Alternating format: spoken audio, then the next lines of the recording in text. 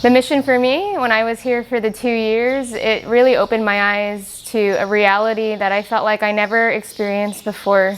To really walk with people in their journey, to know them not just by name for a few days, but really know them and walk with them for these 2 years.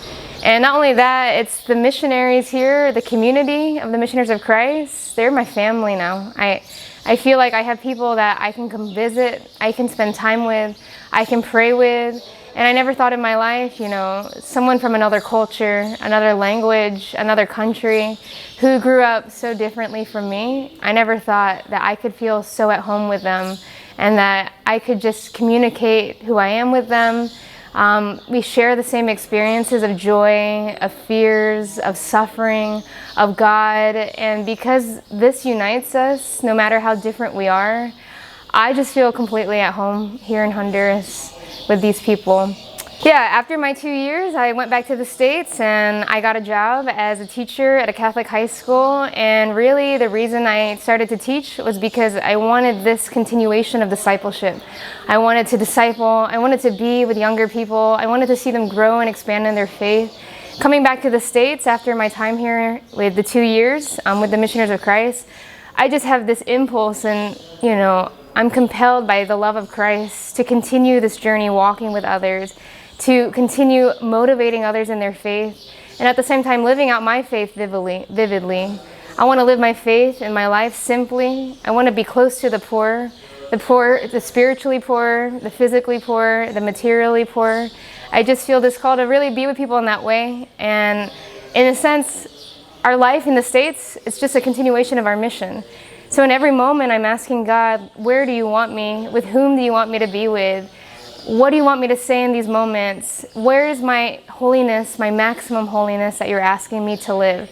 And even in the ordinary, where I'm back at in the States, I want to be holy in its most maximum way there. Although the prayer life isn't the same like it is here, I strive to live out the holiness that God's calling me to there in the ordinary. And I feel that that's a very important lesson I learned from my 2 years. To even just the point where I had to clean the chapel and mop and sweep the chapel for Jesus every Wednesday here. It's these ordinary things that makes holiness happen and makes it extraordinary. So bringing that to the States, like how I love in my conversations with everybody there, how I help clean, how I help cook for others, how I spend time with others. The ordinary really is what taught me how to be holy. Yeah, so this last mission that I came on, it's been interesting because it's been 4 years since I last was here. And although we leave as missionaries after the 2 years, I'd like to say that we're always going to be this on-fire, super Catholic missionary, which we are. I think my conviction for God will never wane. This conviction that I have for Him, His truth, Christ, and His church will never wane. But we struggle. When we go back to the States, we struggle. Coming into this mission, I just was really asking God to show me His providential love. I just wanted to know, God, I know you're there, but I feel like I'm not seeing you. I'm not seeing you in my present life right now. I want to know more of your providential love as Father. And coming on this mission, from the small to the big things, He just really showed His care for me, for this team. He broke us open. He broke me open. It makes me alive to see the mission teams that come here because I know what it's like to be in their shoes. My first mission here was a short-term mission, and I came not knowing Spanish. I even got sick because of the water that I drank accidentally. And I just understand what it means for God to really break open our hearts in a way that we may never have experienced before, where we don't have any control, where we have to let go and we have to feel useless. I know that feeling, and for many people that come from the States, that's their experience as well. What does it mean to not have to produce, to not have to do something in order to earn something, to earn love from others, to be somebody that's good, but simply just existing who you are, that we are loved. You are loved simply as you are. You don't have to perform, you don't have to do anything. You could even get sick and you still are perfect the way you are. You're so loved, you're so taken care of. And this is a really important message I think a lot of the people from the States receive when they come. And I know personally this is always a message God has for me. We don't have to keep giving and giving and giving, thinking that's the only way I'm going to be somebody. And if I don't give, then I'll be lonely. That's a lie. We're not lonely. As we are loved. As we are, we have community. As we are, we have family. And this is a really important message, and I just love accompanying the U.S. teams that come here on mission and just seeing them come alive like they've never have before. At the end, they come pretty fearful the first day they get here, and they're really wary, like, what should I do? What should I say? How should I act? But at the end of their time here, when they leave after the 2 weeks, they're a whole other person. And there's a beauty that just illuminates from them that even the first day they didn't have it.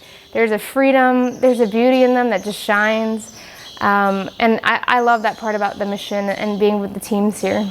One thing I really want to share is just that, one really beautiful thing about the 2 years is the purification that the Lord brings us through.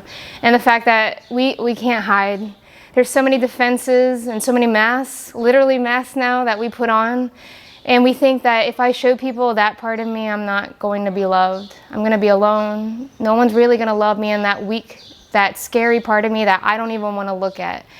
But the beauty of the 2 years here that I experienced was allowing people into those really dark crevices, those places where I didn't even want to look at myself, and thinking no one will love me if I show them this part of me. And the thing about this community, you can't hide. Like we can try to hide all we want, but it just creates an even more painful process.